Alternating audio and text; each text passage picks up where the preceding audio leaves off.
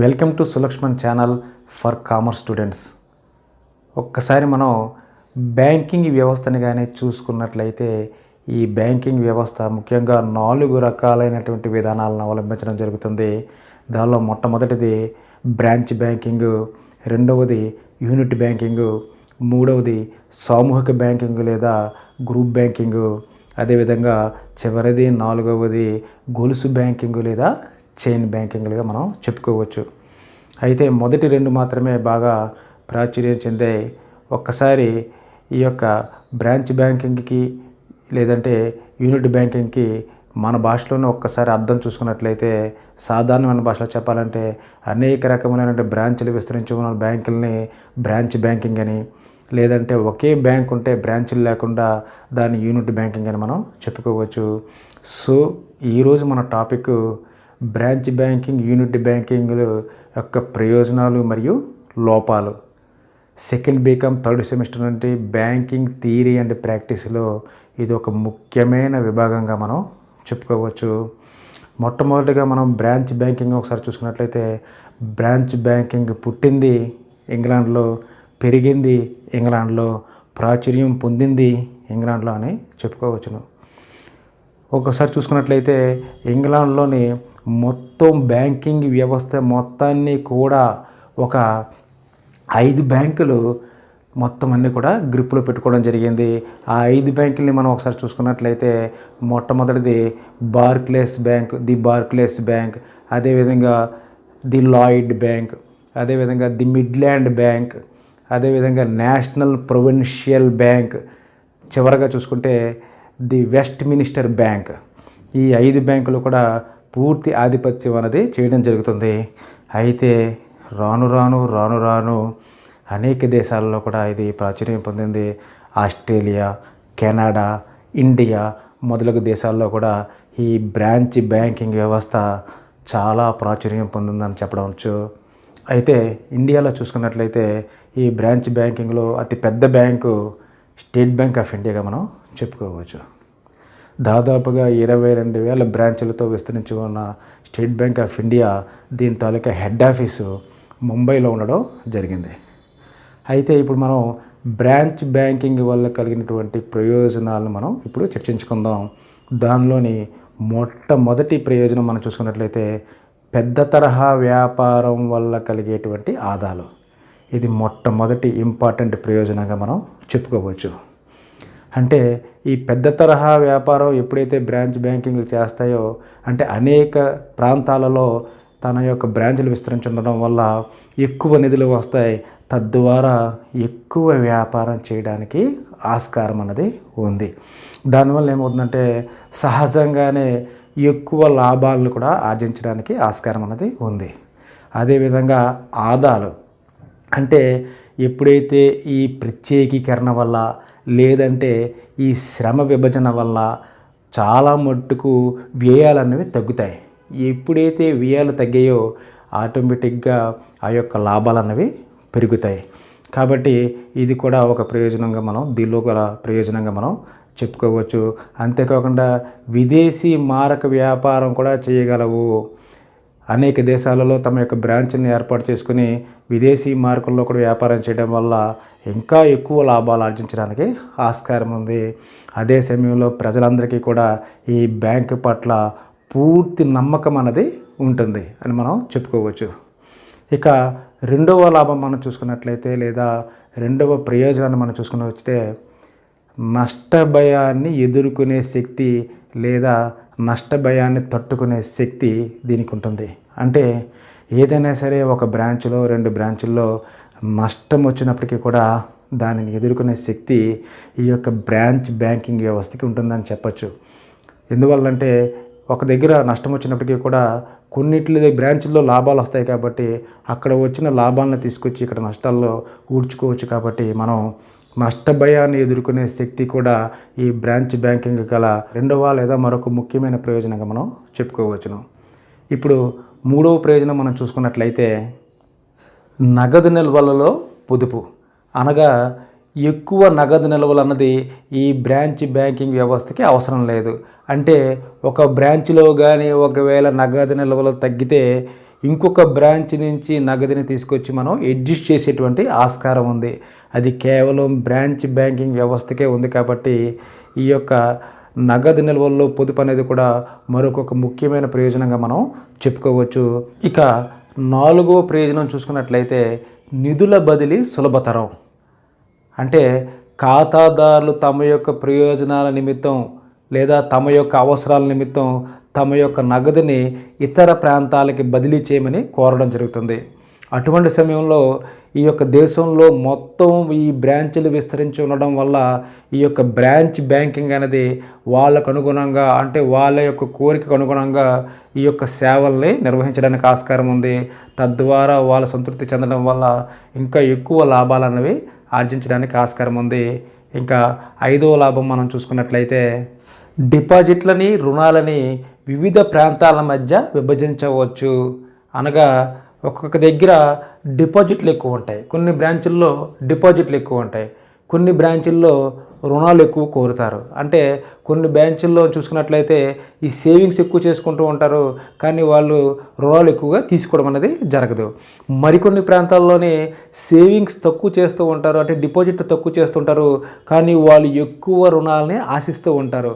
అటువంటి సమయంలోని ఎక్కడైతే ఎక్కువ సేవింగ్స్ ఉన్నాయో వాటి తాలూకా నిల్వలను తీసుకొచ్చి ఇక్కడ రుణాలు ఇచ్చినట్లయితే తద్వారా ఈ యొక్క ఇంట్రెస్ట్ రేట్ల వల్ల ఆ బ్యాంకులు ఎక్కువ లాభాలు ఆర్జించడానికి ఆస్కారం ఉందని మనం చెప్పుకోవచ్చు.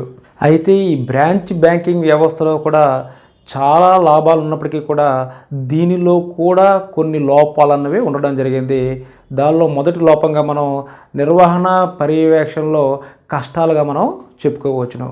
అంటే ఉదాహరణకు చూసుకున్నట్లయితే ఎక్కడో ముంబై, ఢిల్లీలో హెడ్ ఆఫీస్ ఉంటే ఇక్కడ కన్యాకుమారిలోనో లేకపోతే ఈశాన్య రాష్ట్రాల్లోనో బ్రాంచ్లు ఉంటే వాటిని పర్యవేక్షణ చేయడం అనేది చాలా కష్టంతో కూడుకుందని మనం చెప్పుకోవచ్చును.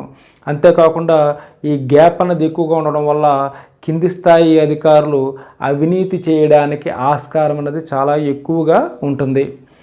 అంతేకాకుండా చూసుకున్నట్లయితే ఈ బ్రాంచ్ మేనేజరు ప్రతి విధానపరమైన నిర్ణయాలు, ప్రతి చిన్న నిర్ణయానికి కూడా ఈ కేంద్ర బ్యాంకు హెడ్ ఆఫీస్ని సంప్రదించాల్సి ఉండడం వల్ల విధానపరంగా చాలా జాప్యం జరుగుతుంది, తీవ్ర ఇబ్బందులు కలుగుతాయనడంలో ఎలాంటి సందేహం లేదు. ఇంకొక లోపం మనం చూసుకున్నట్లయితే ఈ బ్రాంచ్ మేనేజర్లలో చొరవ లోపం అని మరొక లోపాన్ని మనం చెప్పుకోవచ్చును. అంటే ప్రతి దానికి కూడా హెడ్ ఆఫీస్ నుండి పచ్చజెండా ఊపనదే, అంటే హెడ్ ఆఫీస్ నుంచి అనుమతి లభించినదే ఏ నిర్ణయం తీసుకోకపోవడం వల్ల వీళ్ళు తమ్మంతట తాముగా ఏ చొరవ తీసుకోకపోవడం వల్ల ఈ యొక్క నష్టం అన్నది జరగడానికి ఎక్కువ ఆస్కారం అన్నది ఉంది. ఇంకొక లోపాన్ని మనం చూసుకున్నట్లయితే గుత్తాధిపత్య ధోరణులు. ఎప్పుడైతే ఇది అతి పెద్ద బ్యాంకుగా విస్తరించి ఉండడము, దానికి డైరెక్టర్ల బోర్డు ఉండడము, ఆ డైరెక్టర్లు వేరొక పారిశ్రామిక సంస్థలకి డైరెక్టర్లుగా ఉండడం వల్ల ఈ యొక్క నిధులను ఆ పారిశ్రామిక సంస్థలకు మళ్లించుకుపోయేటువంటి ప్రమాదం అయితే ఉంది.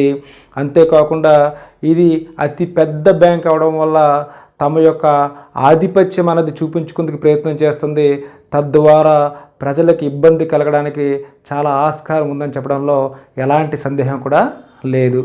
ఇంకొక లోపాన్ని మనం చూసుకున్నట్లయితే అసమర్థపు బ్రాంచులు. అంటే కొన్ని బ్రాంచులు తీవ్రంగా నష్టాల్లో కూరుకుపోయి సమర్థవంతంగా లేకపోవడం వల్ల వాటి ప్రభావం ఇతర బ్రాంచులపై పడుతుంది. తద్వారా ఓవరాల్గా నష్టాలు అనేవి రావడం జరుగుతుంది. అంటే ఈ బ్రాంచ్ ఎక్కువగా నష్టం రావడం వల్ల ఎక్కువ లాభాలు వచ్చినటువంటి బ్రాంచుల్లోంచి నిధులను నిర్దిష్ట చేయడం వల్ల మిగతా బ్రాంచులపై కూడా దీని యొక్క ప్రభావం పడి తద్వారా అన్ని బ్రాంచులు కూడా నష్టాల పాలవడానికి ఆస్కారం అన్నది ఉంది. ఇంకొక లోపాన్ని మనం చూసుకున్నట్లయితే ప్రాంతీయ అసమానతలు పెరుగుతాయి. అంటే ఎక్కడైతే వెనకబడిన ప్రాంతం ఉందో అక్కడి యొక్క నిధులను సేకరించి డిపాజిట్లని పారిశ్రామిక ప్రాంతాలకి ఈ నిధులను మళ్లించేటువంటి ప్రమాదం కూడా ఉంది ఈ బ్రాంచ్ బ్యాంకింగ్ వ్యవస్థలోని. కాబట్టి ఈ ప్రాంతీయ అసమానతలు పెరగడానికి కూడా ఆస్కారం ఉంది. ఇది కూడా మరొక ముఖ్యమైన లోపంగా మనం చెప్పుకోవచ్చును. ఇక ఇప్పుడు యూనిట్ బ్యాంకింగ్ వ్యవస్థ గురించి కానీ మనం ఒకసారి చూసుకున్నట్లయితే ఈ యూనిట్ బ్యాంకింగ్ వ్యవస్థ అన్నది అమెరికాలో బాగా అభివృద్ధి చెందింది, ప్రసిద్ధి చెందిందని మనం చెప్పుకోవచ్చును. యూనిట్ బ్యాంకింగ్ వ్యవస్థ అంటే బ్రాంచ్లు లేకుండా ఒకే ఒక బ్యాంక్ ఉండడాన్ని యూనిట్ బ్యాంకింగ్ అని చెప్పి అనడం జరుగుతుంది. ఇది బ్రాంచ్ బ్యాంకింగ్తో పోల్చుకుంటే తక్కువ స్థాయి వ్యాపారం మాత్రమే చేస్తుంది. ఎందుకంటే నిధులు తక్కువగా ఉంటాయి కాబట్టి తక్కువ స్థాయి వ్యాపారం మాత్రమే చేస్తాయని మనం చెప్పుకోవచ్చును. ఒక్కసారి మనం కేంద్ర బ్యాంకులు చూసుకున్నట్లయితే భారతదేశంలోని రిజర్వ్ బ్యాంకు, అదేవిధంగా ఫ్రాన్స్లోని బ్యాంక్ ఆఫ్ ఫ్రాన్స్, అదేవిధంగా ఇంగ్లాండ్లోని బ్యాంక్ ఆఫ్ ఇంగ్లాండ్ అలా ఉన్నప్పటికీ అమెరికాలో చూసుకున్నట్లయితే ఫెడరల్ రిజర్వ్ బ్యాంకుల కింద 12 బ్యాంకులు ఉండడం జరిగింది అమెరికాలోనే. సో ఈ విధంగా మనం యూనిట్ బ్యాంక్ గురించి చెప్పుకోవచ్చును. అయితే ఈ యూనిట్ బ్యాంక్లో కూడా కొన్ని ప్రయోజనాలు, కొన్ని లోపాలు ఉండడం జరిగింది. వాటిని గురించి ఒకసారి చర్చిద్దాం. మొట్టమొదటిగా ప్రయోజనాలు చూసుకున్నట్లయితే మొట్టమొదటి ప్రయోజనం స్థానిక ప్రాంతాల అభివృద్ధి. ఇది మొదటి ప్రయోజనంగా మనం చెప్పుకోవచ్చును. ఆ యొక్క ప్రాంతంపై పూర్తి అవగాహన ఉంటుంది కాబట్టి, అంటే ప్రత్యేకంగా బ్రాంచ్లు ఉండవు, అదే హెడ్ ఆఫీసు అదే బ్రాంచ్ కాబట్టి ఆ యొక్క ప్రాంతంపై పూర్తి అవగాహన ఉంటుంది కాబట్టి తద్వారా పరస్పరం లాభపడడానికి ఆస్కారం ఉంది. ఆ యొక్క స్థానికంగా ఏ విధంగా మనం రుణాలు ఇచ్చుకోవాలో చెప్పి పూర్తి అవగాహన ఉంటుంది కాబట్టి ఈ బ్యాంకులు లాభపడతాయి. ఈ ప్రజల యొక్క అవసరాలను గుర్తెరిగి వారు సేవలు చేస్తారు కాబట్టి ప్రజలు కూడా లాభం పొందడానికి ఆస్కారం అన్నది ఉంది. ఇక రెండో ప్రయోజనం మనం చూసుకున్నట్లయితే ఖాతాదారులతో వ్యక్తిగత పరిచయాలు. అంటే ఎప్పుడైతే ఖాతాదారులతో వ్యక్తిగత పరిచయాలు ఉంటుందో తద్వారా ఖాతాదారులకి బ్యాంకు మీద నమ్మకం కలుగుతుంది. అంతేకాకుండా బ్యాంకులు కూడా ఖాతాదారులకి ఏది అవసరము, ఏది అవసరం లేదు, ఖాతాదారుల యొక్క కోరికలు ఏమిటి అన్నది ప్రత్యక్షంగా తెలుసుకోవడానికి ఆస్కారం అన్నది ఉంటుంది. సో ఇదొక ప్రయోజనంగా మనం చెప్పుకోవచ్చు. ఇక మూడో ప్రయోజనం మనం చూసినట్లయితే నిర్వహణ సామర్థ్యం. అంటే ఆ యొక్క ప్రాంతం మీద పూర్తి అవగాహన ఉండడం వల్ల, అంతేకాకుండా ఎక్కడో బ్రాంచ్లు ఉండడం కాకుండా అక్కడే విస్తరించడం వల్ల వాటి మీద నిర్వహణ చేయడం అనేది చాలా సులభంగా ఉంటుంది. అంతేకాకుండా పూర్తి స్థాయి సామర్థ్యంతో బ్యాంకులు పనిచేయడానికి ఆస్కారం ఉంది.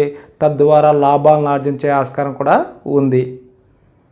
అయితే ఈ యూనిట్ బ్యాంకింగ్లో కూడా అనేక నష్టాలు కూడా ఉండడం జరిగింది. ఆ నష్టాలు మనం చూసుకున్నట్లయితే మొట్టమొదటిది పరిమితమైన ఆర్థిక వనరులు అని చెప్పుకోవచ్చును. అంటే బ్రాంచ్ బ్యాంకింగ్ వ్యవస్థలో అనేక రకమైన బ్రాంచ్లు ఉంటాయి. దానివల్ల ఎక్కువ మూలధనం అన్నది బ్రాంచ్ బ్యాంకింగ్ ఉంటుంది. ఈ యొక్క యూనిట్ బ్యాంకింగ్కి ఒకే ఒక బ్యాంక్ ఉండడం వల్ల తక్కువ మూలధనం ఉంటుంది కాబట్టి ఇది పరిమితమైన ఆర్థిక వనరులు ఉంటాయి కాబట్టి తద్వారా లాభాలను కూడా పొందేటువంటి ఆస్కారం అన్నది బాగా తగ్గిపోతుందని చెప్పడంలో ఎలాంటి సందేహం కూడా లేదు. అదేవిధంగా మనం చూసుకున్నట్లయితే ఇక రెండవ లోపం కింద నష్టభయం ఎక్కువ అని చెప్పుకోవచ్చును. అంటే ఈ యొక్క యూనిట్ బ్యాంకింగ్కి తక్కువ వనరులు ఉండడం వల్ల ఈ యొక్క నష్టభయంకి వేరే దాని నుంచి భర్తీ చేసుకునేటువంటి ఆస్కారం లేకపోవడం వల్ల, అంటే వేరే బ్రాంచ్ల నుంచి భర్తీ చేసుకునేటువంటి ఆస్కారం లేకపోవడం వల్ల ఈ యొక్క నష్టభయం కూడా ఎక్కువ ఉంటుందని చెప్పచ్చు.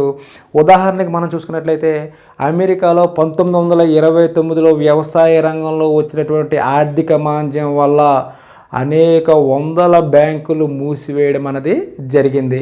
సో ఇదొక నష్టంగా మనం చెప్పుకోవచ్చును. ఇంకొక లోపం మనం చూసుకున్నట్లయితే, లోపము లేదా నష్టము ఇంకొకటి చూసుకున్నట్లయితే స్థానిక ఒత్తిడులు. అంటే ఎప్పుడైతే ఈ యొక్క బ్యాంకుకి ఈ యొక్క కస్టమర్లతో లేదా వినియోగదారులతో ప్రత్యక్ష పరిచయాలు ఉండడం వల్ల కొన్ని లాభాలు ఉన్నప్పటికీ అదే సమయంలో కొన్ని ఒత్తిడులను కూడా ఎదుర్కోవాల్సి వస్తుంది. అక్కడ ఉన్నటువంటి రాజకీయ ఆర్థికంగా బలోపేతమైనటువంటి వ్యక్తుల నుండి లేదా ఇతర వ్యక్తుల నుండి కొన్ని ఒత్తిడిని సవాళ్ళని ఎదుర్కోవాల్సి వస్తుంది. తద్వారా ఈ యొక్క యూనిట్ బ్యాంకింగ్ అనేది నష్టాలు ఆర్జించడానికే ఎక్కువ ఆస్కారం అనేది ఉంది. సో ఈ విధంగా ఈ బ్రాంచ్ బ్యాంకింగ్లోని యూనిట్ బ్యాంకింగ్లోని ప్రయోజనాలని లోపాలని మనం చర్చించుకోవడం అనేది జరిగింది. అయితే ఈ యొక్క ఆర్ఎస్ సేయర్స్ అభిప్రాయం ప్రకారం మనం చూసుకున్నట్లయితే ఈ బ్రాంచ్ బ్యాంకింగ్లో కూడా కొన్ని ప్రయోజనాలు ఉన్నాయి. యూనిట్ బ్యాంకింగ్లో కూడా కొన్ని ప్రయోజనాలు ఉన్నాయి. అయినప్పటికీ ఈ యొక్క బ్రాంచ్ బ్యాంకింగే శ్రేయస్కరమైనదని చెప్పి లేదా ఉత్తమమైనదని చెప్పి ఆర్ఎస్ సేయర్స్ అనేటువంటి వ్యక్తి చెప్పడం జరిగింది. ఒక్కసారి మన భారతదేశంలో చూసుకున్నట్లయితే భారతదేశానికి తప్పనిసరిగా మనం బ్రాంచ్ బ్యాంకింగ్ వ్యవస్థే మంచిదని మనం చెప్పడంలో ఎలాంటి సందేహం లేదు.